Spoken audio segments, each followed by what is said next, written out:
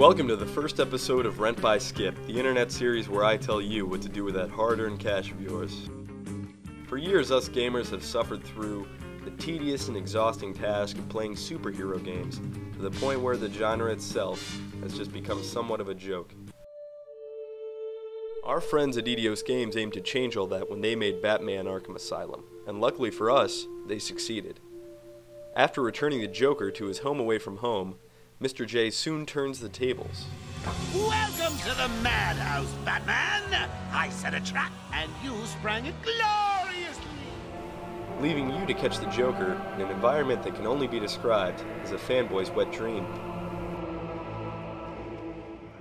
The story is sewn together with a flawlessly simple yet in-depth combat system, a beautiful and ambient environment, and a handful of memorable boss fights. Back to the combat for a moment. Our hero's extreme athleticism and, well, let's be honest, manly man muscles give you the ability to take on packs of juiced up thugs at a time, or, utilizing Bruce Wayne's plethora of gadgets, you can sneak around and ghost each one of them individually without the others being any the wiser. You might be thinking the Batman series is a bit too childish and cliche to satisfy the violently desensitized group we are, but you'd be wrong. Because despite the apparent lack of blood and gore, the producers never hesitate to put you in situations where morally irresponsible choices can be made. When you're not pacifying the inmates on Arkham Asylum, your time will be spent looking for the Riddler's clues and cookies placed around the map. Apart from the main storyline, the game has a few time-consuming extras, the most notable of which is a challenge mode, wherein you take on waves of the Joker's minions and compete with your friends for the highest spot on the leaderboard.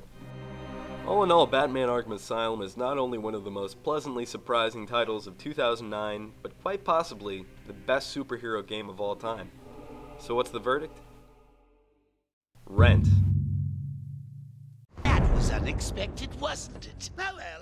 To be honest, the game has about 6 to 8 hours of actual playtime, and if you played it like I did, you'll burn through that in 2 or 3 days.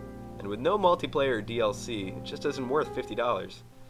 So head on over to Blockbuster or Gamefly or even GameStop, and as my roommate discovered, if you buy a used game, you can return it for a full refund within 7 days. And if you have a PC and you don't want to buy it, well, ask your friend Pirate Pete to rapid share it with you, and I'm sure you'll have torrents of fun.